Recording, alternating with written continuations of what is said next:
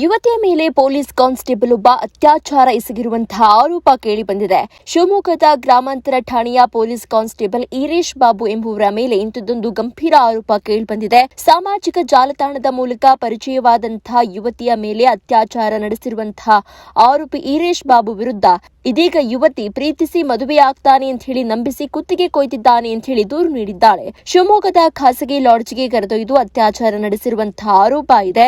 ಗರ್ಭಿಣಿಯಾಗಿದ್ದ ಯುವತಿಗೆ abortion ಕೂಡ ಮಾಡಿಸಿದ್ದಾನಂತೆ ಈ constable.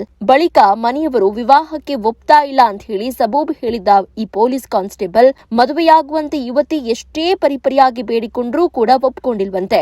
ಬೇರೆ ದಾರಿ ಕಾಣದೆ ವೀರೇಶ್ ವಿರುದ್ಧ ಇದೀಗ ಶಿವಮೊಗ್ಗದ ಮಹಿಳಾ ಠಾಣೆಯಲ್ಲಿ ಯುವತಿ ದೂರನ್ನ ದಾಖಲಿಸಿದ್ದಾಳೆ. ದೂರು ದಾಖಲಾಗ್ತಾ ಇದ್ದಂತೆ ಈರೇಶ್ ಬಾಬು ನಾಪತ್ತೆಯಾಗಿದ್ದಾನೆ. ಇದೀಗ ಕೋರ್ಟ್ ಇಂದ ಜಾಮೀನು ಪಡೆದಿರುವಂತಹ ಈರೇಶ್ ಬಾಬು ನೊಂದ ಯುವತಿಗೆ ಬೇರೆ ಬೇರೆ ನಂಬರ್ನಿಂದ ಕರೆ ಮಾಡಿ ಬೆದರಿಕೆ ಹಾಕುವಂತ ಕೆಲಸವನ್ನ ಕೂಡ ಮಾಡ್ತಿದ್ದಾನಂತೆ. ತನ್ನ ವಿರುದ್ಧ ಹೇಳಿಕೆ ನೀಡಿದ್ರೆ ಖಾಸಗಿ ಫೋಟೋ ಹಾಗೇನೆ ವಿಡಿಯೋಗಳನ್ನ ಹರಿಬಿಡುವುದಾಗಿ ಬೆದರಿಕೆಯನ್ನ ಹಾಕ್ತಿದ್ದಾನೆ ಈ ಈರೇಶ್ ಬಾಬು ಅಂತ ಹೇಳಿ ಇದೀಗ ಸಂತ್ರಸ್ತೆ ದೂರನ್ನ ನೀಡಿದ್ದಾಳೆ.